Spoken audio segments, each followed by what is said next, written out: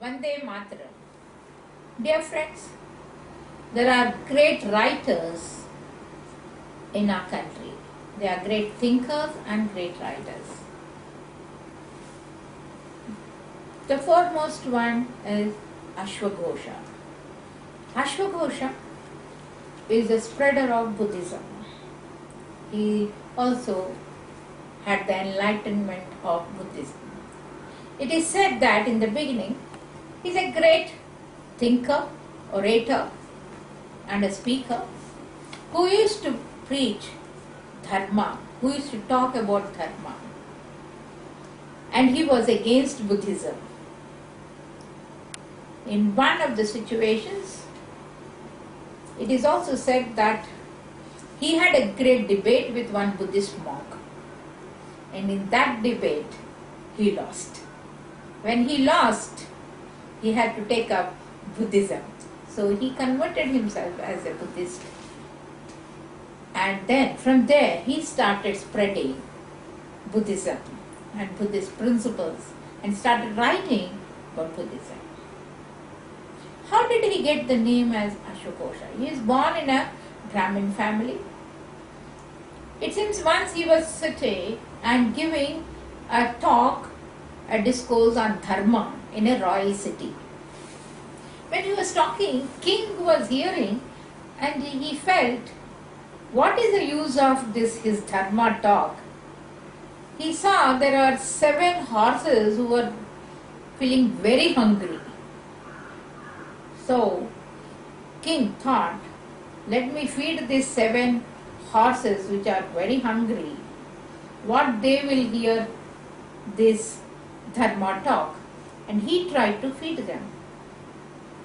All the horses are very hungry and they were distressed also because of the hunger. When king gave them food, you know what they did? They did not touch the food at all. They were hearing Ashwagosha. The food was in front of them, they did not eat, but they were hearing Ashwagosha. And once Ashwagosha finished talking, all the horses, 7 horses, felt so relieved. Seeing that, king was amazed. He said, his talk has made the hunger of the horses to be over and they got relieved. So that great he was. That's why he was called Ashwagosha. Means relieving the distress of the horses. So his name became as Ashwagosha. From then on, he has traveled all over the country. He preached Mahayana principles. He spread and helped everybody to know about Buddhist principles. He was actually a religious guru of Bindusara.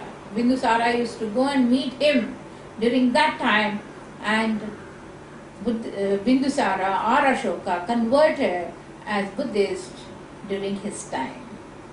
His Bodhisattva principles were so good, and he was the greatest preacher and spreader of Buddhism. Though Buddha has started Buddhism, invented Buddhism, it was Ashwagosha who spread Buddhism all over the country. He has written about Buddha's Charitra, like how he has converted as Buddhist. He also wrote about Nanda, the half-brother of Buddha, how he has converted. He wrote about how the principles of Buddhism help you to make you peaceful. Ashwagosha is a great orator and dharma preacher, and just imagine horses, animals which have heard him got relieved. Just think of how people would have been relieved after hearing him. Thank you. Namaste. Jai Hind.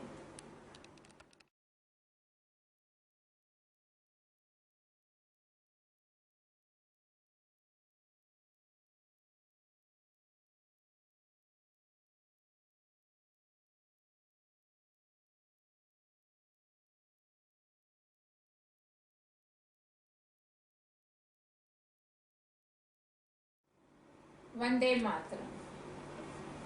Dear friends, again we don't hear a great writer will be born in this country like Kalidasa. Kalidasa is the greatest poet and philosopher of this country. His life is as interesting as his works are. When you read his works, you get immense happy. But when we hear his life story, it is itself is a great kavya. They say that Kalidasa is an uneducated woodcutter. He was roaming about and cutting the wood. That kingdom where he was there, that king had one daughter, the princess, who was very wise, very intelligent. The Mahamantri wanted his son to be married to her. But king said, no, I need a very intelligent man to marry my daughter. And he'll ask Mahamantri to go round and find out a very intelligent person for her. Mahamantri went out in search of an intelligent man for the princess, but he was also angry because she denied his son. On the way, he sees a woodcutter sitting on a branch and cutting the same branch. He asked him, what are you doing? And the woodcutter was very good looking. He was a very handsome man. He said, what are you doing? He says, I am cutting the wood. He said, but on the same branch you are sitting and you are cutting. He said, yeah, if I cut along with the branch, I will also fall down. Both of us will come down. So he thought, this man, who is a very foolish man, but looking very handsome, can be given to princess in marriage. So he will take him, he will dress him up very nicely, because he is a very handsome man. And he says, you don't open your mouth. Whatever the princess is saying, you show only fingers, 1, 2, 3. He says, okay. And in the royal court, the princess will ask him 3 questions. She'll say, which god do you like? He will show 1. So she thinks, what a great man. He is telling God is only 1. And then he will say, whom do you like? He will say 2. Then she thinks that he likes both the husband and wife. That's why only 2 people should have good love. Then she will ask, what is your opinion about people? He will show 3. Then she thinks that he is such a great man that all the people are like Trinity and we have to pray them, and he will do like this. So she thinks that we should take care of people. She thinks such an intelligent man and very handsome man. She gets married. On the day after the marriage, first day, she sits with him and talks. He won't open the mouth. She'll say, please talk whatever. The moment he talks, he is a villager. He talks like a villager. He says, why you are talking like this?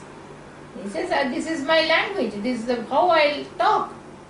But she says that you are a great intelligent man. He says, no, I am a woodcutter. He says, I married you thinking that you are a great scholar. And she falls down there. Next to her room only is Kali's temple is there. He will go there, sit there and see her, the goddess, and say, what is this lady is asking? What do you want me to say? Huh? He will just open the mouth. Kali, who is sitting there, because the princess is the greatest devotee of Kali, she will write on Kalidasa's tongue, the letters. From that day actually he became Kalidasa. He became servant to Kali and his name became Kalidasa. He was not Kalidasa. Nobody knows what it was his name before. From that day he became Kalidasa and he started chanting in praise of goddess. And in his chanting he came out from the kingdom. He did not know where the princess is. He walked and he started composing, he started singing, and he started writing books. Like that he became one of the Navaratnas of Chandragupta. In his court he was there. He was a great scholar. He wrote great epic called Shakuntala. Was written by him, the love story of Dushyant and Shakuntala. He wrote Meghaduta. His Meghaduta is called the world's best lyrical poem. He wrote Raghuvamsham about the genealogy of Raghu, the dynasty of Raghu. He wrote Kumara Sambhavam about Kumara. All his writings, all works are, each one is a gem of it. They also say it is a folklore, not a written one, that once he and the king got little misunderstanding. He left the court and he has gone. He was wandering and he was sitting in one of the temples and he was writing. One man came there and asked him that king has asked that whoever will write very nicely, he will give food to all of them, gold coins to them. So he says, okay, you take it, and he writes 2 lines and give it to that poor man, poor Brahmin. That poor Brahmin will take those 2 lines and go to the court, and there he will recite.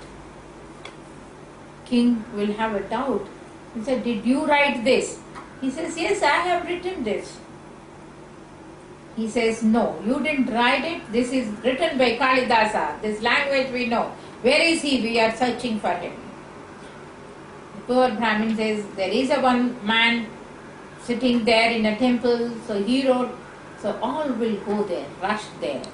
But by the time the king has gone there, Kalidasa is being killed already by the local soldiers. So the end of Kalidasa has come. But a great poet.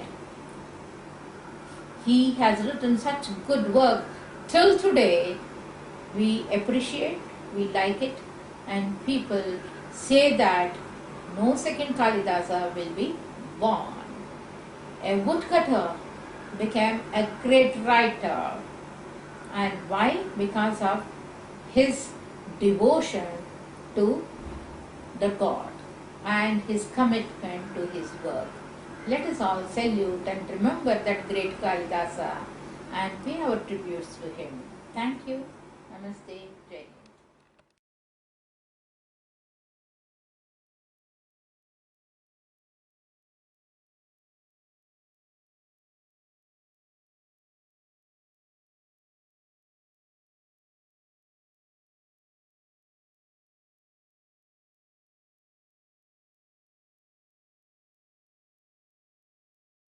Vande Mataram.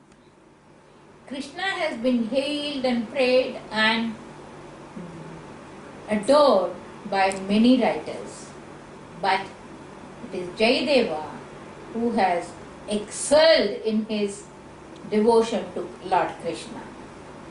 Jayadeva's Gita Govinda has become so popular, though he just wrote, they are called Ashtapadis, 8 lines he has written, Ashtapadis, just 24 of them, but he became so popular all over the country.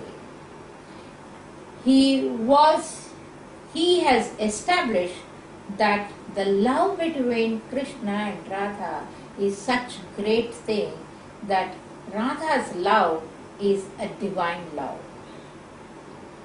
It is just not an ordinary love. He established that Radha's love is a divine love, and since then Radha Krishna's love songs have become so popular. He was there actually in Orissa. All his Ashtapadis are sung in all the temples, especially Jagannath, Puri Jagannath temple. Guru Nanak, who visited there, he got influenced with these songs. Even in Prithviraj Chauhan's court, their court poet used to recite Deva's Ashtapadis. He also popularized the Savataras. He wrote about the Savataras and he has popularized the Dasavatara dance dramas. He also worked hard to give status to Devadasis in the temple. Since then the temple started building a court hall, a place like a Ranga place where the dancers can dance. So Devadasis got their status during his time. Jayadeva not only worked for the peaceful love of the people, but he also worked for the status of women, especially the Devadasis. He popularized the social form of love too, and he has seen that every aspect of life has only peace and love. So preaching love and peace has been the most important mission of Jayadeva. Thank you. Namaste.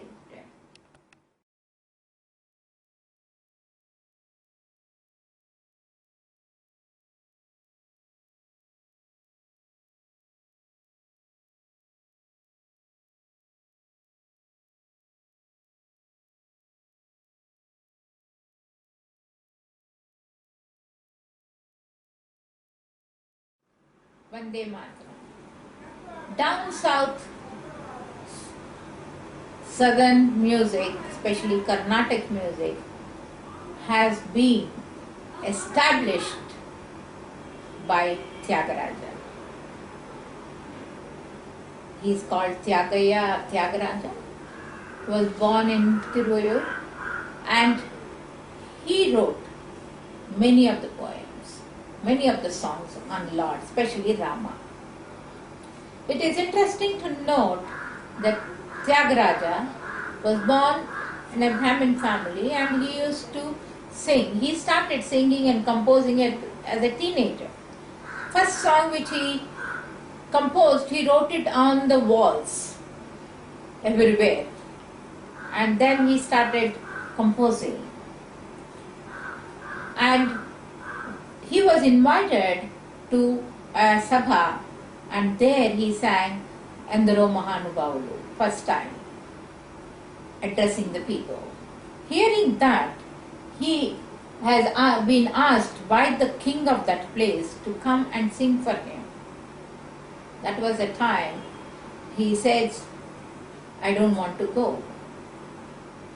And he also wrote a song on that money is not the everything. And he did not go to court, king's court, and did not sing. This incident has made his elder brother very angry. He says, just sitting with the idol of Rama, you are not going to get. You should go and earn money. So getting angry, he threw the Lord Rama's idol in Kaveri river.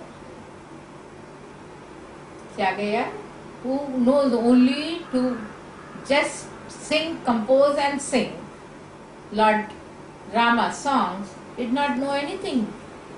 So he was not able to stay at home after his idol has been thrown.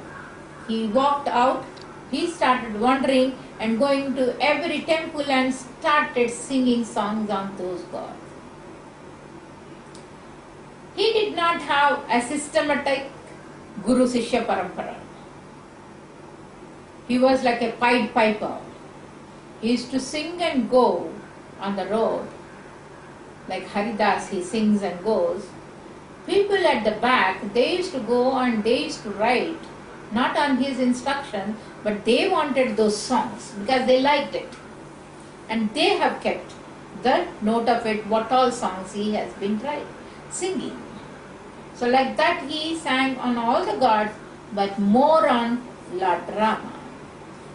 They say that as Valmiki has written 24,000 verses in Ramayana, Tyagaraja also wrote 24,000 kirtanas. The famous kirtanas are called Pancharatna Kritis. They are sung everywhere. Till today, his songs are the best songs, and he wrote all of them in Telugu or in Sanskrit. Most of them in Telugu. Beautifully lucid Telugu he used, and till today, all over the world, the Carnatic music means it is Tyagaraja's songs first. So everybody hates him. He is the greatest devotee of Rama. He was considered as almost the Trinity. At the same time, all the three stayed: Tyagaraja, Swami Dikshitar, and Shyama Sastri. And all the three hail from the same place, almost in the different streets they are. If you go, you will see their three homes in the same village. We don't know whether they met each other or not, but they come from the same village. And he is considered as a greatest guru, though he did not have a systematic Guru Sishya Parampara, but people learned from what he has been singing, until today there are Guru Sishya Parampara is there. So that's great. Tyagaraja gave us the wealth of music, and he is considered as the greatest musician of all times. Thank you. Namaste. Jai Hind.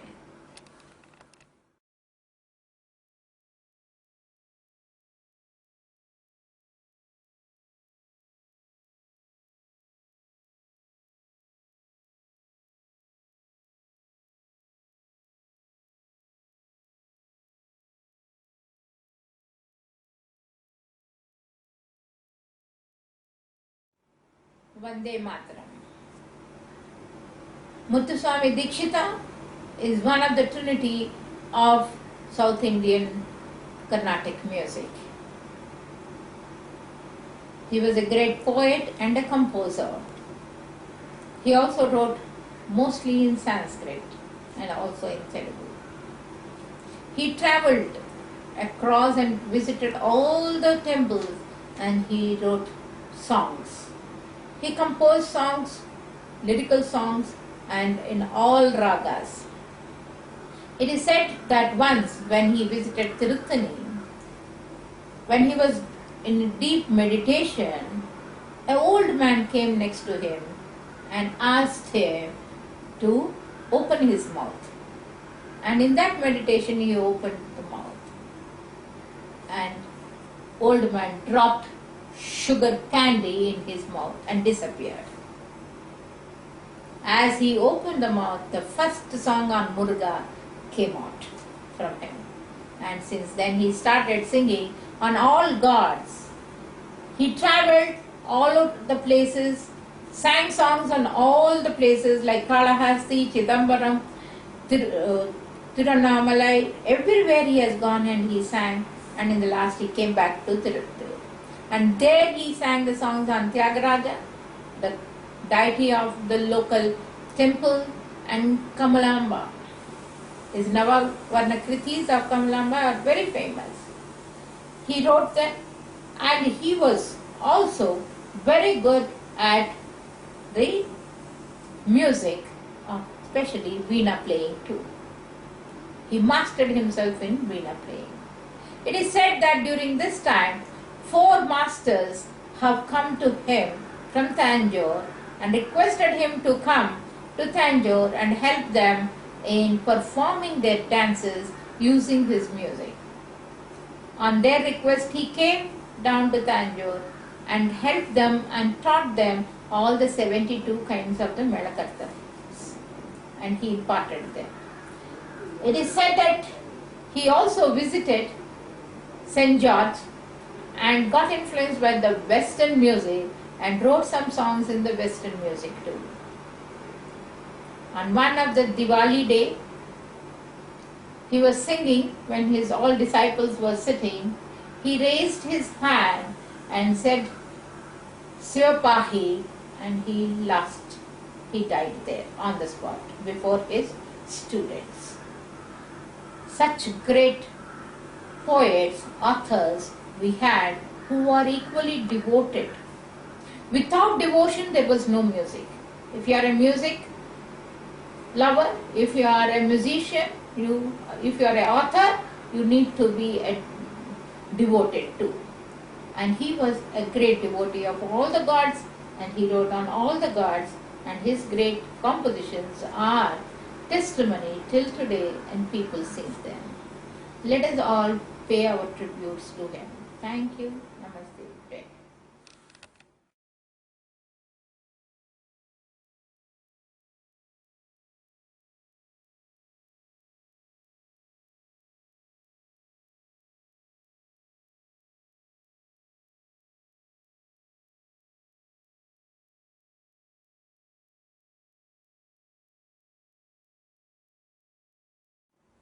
Vande Mataram.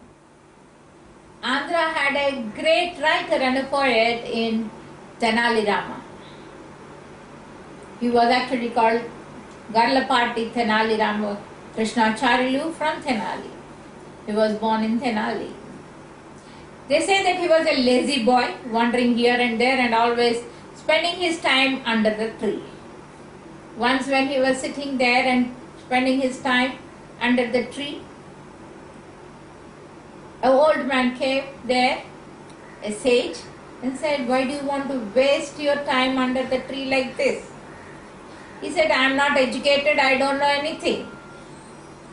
Then he said, "You don't know anything? Okay." He gave him a mantra, said, "There is a temple, Kali temple, go there, chant this mantra 100 times and Goddess will help you." And he went off. They said Tenali went to the temple. For the first time he heard the sage and he told the mantra 100 times. He sat there and he wanted to see whether Kali will come or help. Goddess appeared to him, it seems, and she came with one bowl of milk and one bowl of curd in her hand. And she asked Tenali Ramakrishna to take one of them. She said, "This is milk, this will give you wealth, and this is curd, this will give you knowledge. Whichever you want, you take it." He said, without tasting it, how will he know which one to be taken? Then she gives both the bowls to him. He sees both and suddenly he drinks both of them. Kali got very angry. He said, "Why did you do that? I told you to take only one. How can you take both?" Then he explained her, it seemed, "Is there milk without curd? Is there curd without milk? Will anything help if one of the things I take? I need both." Then she liked his explanation, but she said, "You will become a Vikatakavi. A jester you will become. You will be a witty poet." She blessed and she has gone. He came out. He had the influence and friendship with many of the soldiers there. So he started mingling with them and started saying the poetry and making fun and wit. He was married and he got children too. So he had to earn money now, not just go round like this. So then he hears that Krishna Deva Raya is very good and he encourages good poets. So he walks all the way from Tenali to Krishna Deva Raya Empire, Vijayanagara Empire. Before meeting the king, he meets the minister and he meets Timana and he will show his skill before him, his poetic skill. The minister Timana is so happy with him, he will give him a shawl, the shawl which was given to him by Krishna Deva Raya the previous day when he has told him something, he appreciated him and he gave this shawl. So he gives this shawl to Tenali Rama. Tenali Rama happily takes it. Next day, he wears that shawl and enters the court where king was talking very seriously about the administration. he enters there, and Krishnadevaraya is shocked to see a stranger coming in wearing the shawl which he has given to his minister Timmana. He'll ask him, "Who are you? Why did you wear this shawl?" Then Tenali Rama says, "You have given this shawl to your minister who has pleased you, and I pleased that great man, so he has given to me. To show my knowledge, I wore this and I came here to tell that I know something." Krishnadevaraya was very happy, and he made him one of the Ashtadigajas in his court, and he was very close to Krishnadevaraya. He also made him the important man of his military and advisor. During his stay in the court, they say many stories. Tenali Rama stories are so famous, even now most of the children do know the stories. And one such story is a simple story. One day, one man comes and says, he gives a cat, shows that I have a cat and it needs milk every day. I have to give milk. So only king has to help him to give milk to the cat. King asks Tenali Rama what? He said, if I give milk, the cat will not take it. He give it, he said, tomorrow I'll give it. And he will take the cat and goes. He will go to his house. Next day when they come back to the court, he gives him milk, cat runs away. Everybody is shocked. How the cat ran away like this? After everybody has gone, king asked him, how did the cat run away like this? He says, yeah, I gave and it did not drink. But what he did actually, at home he gave very hot milk to the cat. It was so burning hot that cat, seeing the milk, ran away. That's why when he gave the milk in the court, it ran away because thinking it will be very hot. So some silly things he used to do. Such silly things are many which he has done, and each of his episodes are like stories. Please read Tenali Rama stories. They are very good, very fun-loving, and he himself was a very fun-loving man. But Vijayanagara Empire, when it declined under Krishnadevaraya, when he died, Tenali Rama had to leave his court and go back to Tenali. And he started a school there and he lived there. Unfortunately, with a snake bite, he died. Let us all read his books and see how witty he is. Thank you. Namaste. Jai.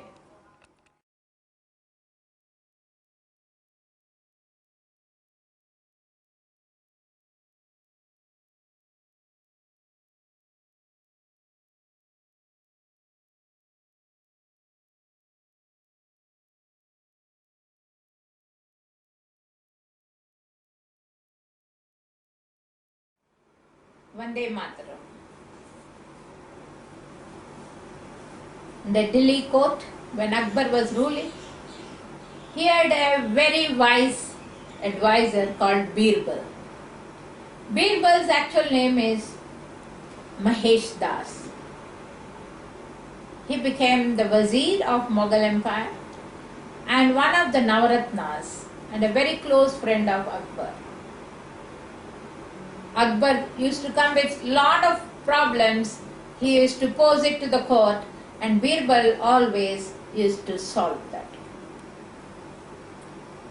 Birbal name has been given to Mahesh Das by Akbar. Bir means brain and Bal means strong, strength. Because his brain is very strong, he was called as Birbal. He was a great poet and author.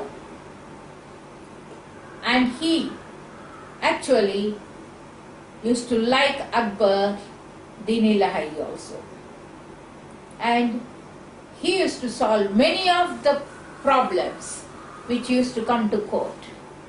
Akbar depended on Birbal to solve many of the problems. He was also taking care of the military. He was also Wazir and he was also an advisor for the military and administration too. Once, when he has gone to help one of the chieftain, military chieftain, on the way he meets a Sikh guru. And another person will say the Sikh guru has a one secret tea which will make you have, it is like a medicine, herbal medicine, which makes you more intelligent and look young. He wanted that, but the guru said, no, it is all wrong, I don't have any such thing, they are saying it. But before he could take it, he had to leave because Akbar asked him to go and join the battlefield. So he went to the battlefield. There, they say, there was a battle, there was a tough fight was going on, but suddenly his army started receding and most of them got defeated. And in the battle, Birbal died too. He was killed by cheating, not that he got defeated. He did not die in the battlefield, but by cheating, he died. There was a conspiracy to kill him, and they killed him. When he came back, actually Birbal wanted his ashes to be mixed in the Ganga in Haridwar, but Akbar did not like it. He got his ashes buried near a well which was dug near the river. Birbal helped Akbar so much that Akbar was not able to come out for 2 days after hearing his death. He says he cannot live without Birbal. So close were both the friendship. Sometimes he used to get angry also with Birbal for his acts. But again, he used to become. The close friendship between a king and an ordinary wazir, you could see only in Akbar and Birbal. Birbal's advice was always good for Akbar. But sometimes Akbar was not listening, and always Akbar used to find that it was wrong of not listening to Birbal. You see a good friendship between Akbar and Birbal. Thank you. Namaste. Jai Hind.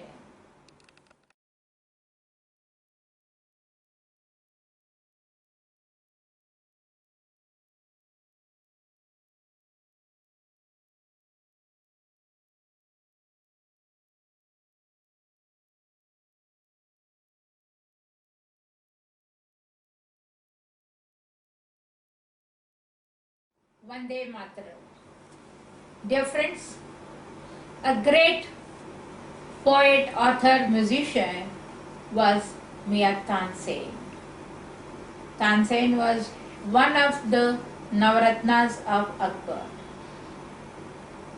Tansen started singing at the age of 5. He was very good and he was trained under Haridas. When his father, who was actually singing for the Shiva temple, passed away, he started singing. King Ramchandra liked him and kept him in his court for 7 years. Once when Akbar came to the court of Ramchandra, he heard Tansen. After going back, he sent word to Ramchandra saying that he wanted Tansen in his court. And Ramchandra cannot say because he was not a big king. Whatever Akbar asked, he has to. So he asked Tansen to leave for Akbar's court. Then Tansen came and joined in Akbar's court as one of the Navaratnas. They say that he converted as a Muslim after marrying Akbar's daughter. And then he became a great musician, and he used to sing at different times, different ragas. In the morning a raga, afternoon raga, evening raga, different times different ragas. Especially at Fatehpur Sikri, near Agra, a special place has been built for him to sit and sing, where public can hear him and everybody. When Tansen starts singing early in the morning, the whole city gets awake and they listen to him. They also say that Tansen's song had so much of power that he can light a lamp. with his song. When he sings, the lamps used to get lighted. It seems once when he sang, he could bring rain too. He said with his song, he can bring rains also. So that powerful was his songs, and he was in his court, and till last he was singing songs.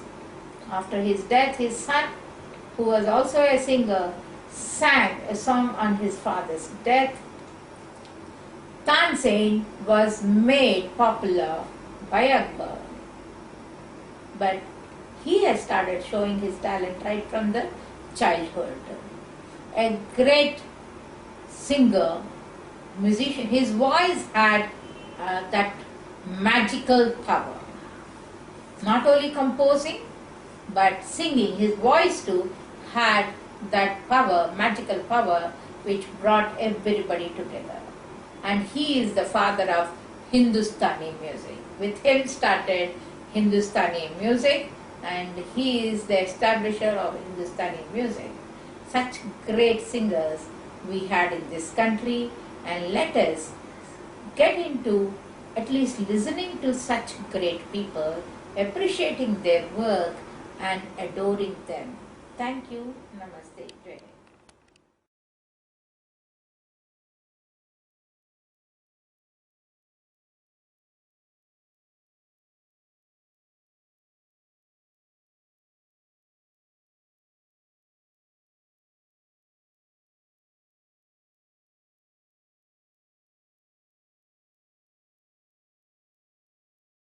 Vande Mataram. A great poet, born poor and stayed poor and died poor, is Kabir Das. Nobody knows where he was born, to whom he was born.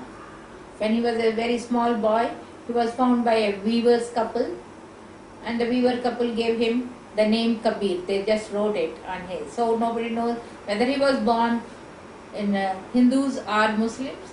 So he was written a Kabir on his hand. But he wanted to sing. So one day when he was on the banks of the river, he saw a great composer early in the morning doing the puja and going. That time, whenever early in the morning, whoever touches his feet, he will think of God, and he will definitely take care of him. In such situation, Kabir went and touched his finger. And he thought of the God and suddenly saw a 5-year-old boy touching him, and Kabir has been written on his hand. So he takes him, he adopts him, he takes him to his ashram. Other children, by protesting, they leave the ashram saying that a Muslim boy has been brought to Hindu ashram. But the Guru doesn't bother, he says it's okay, and he teaches him, and he becomes a great poet, and he used to sing. He can easily get into the court of the kings there, but he did not do that. He was called, but he didn't. He thought his freedom will go. He did not get into any. He did not earn money. He did business to earn money, but his singing was his own. He lived in an old house. He didn't want to shift from there. He always had a witty, but he never sold his music. He never earned money through his music. Kabir Das is, people used to say he is a Kabir Das, and nobody knew. He did not think of one religion. He liked Hinduism, he liked Sikhism, he liked Islam, he liked all the religions. And he used to sing on all.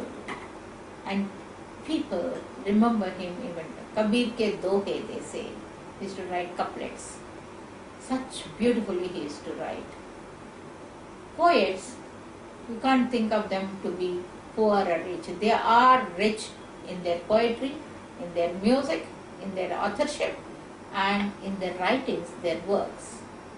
And they are rich because up to now we remember them.